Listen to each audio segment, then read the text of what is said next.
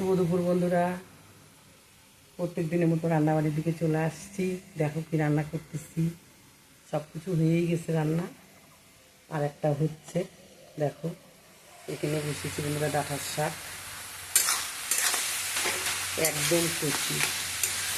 দেখো গুলো কতটুকু হয়ে গেল।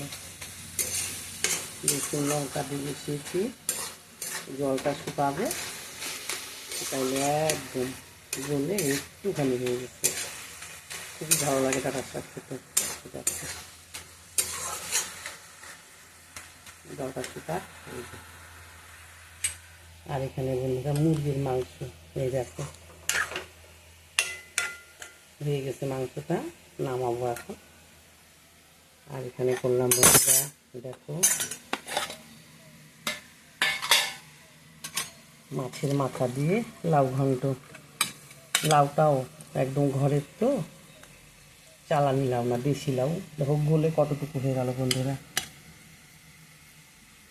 রান্না করতে এত সুন্দর গলছে, খেতে খুবই ভালো লাগবে, বোঝা যাচ্ছে। একদম একটুখানি হয়ে গেল। আর এখানে করলাম বন্ধুরা বেগুন ভাজা।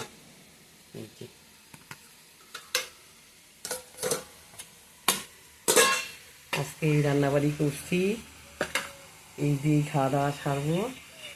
তোমরা সবাই খাওয়া দাওয়া খাও, সবাই ভালো থেকো, সুস্থ থেকো বন্ধুরা।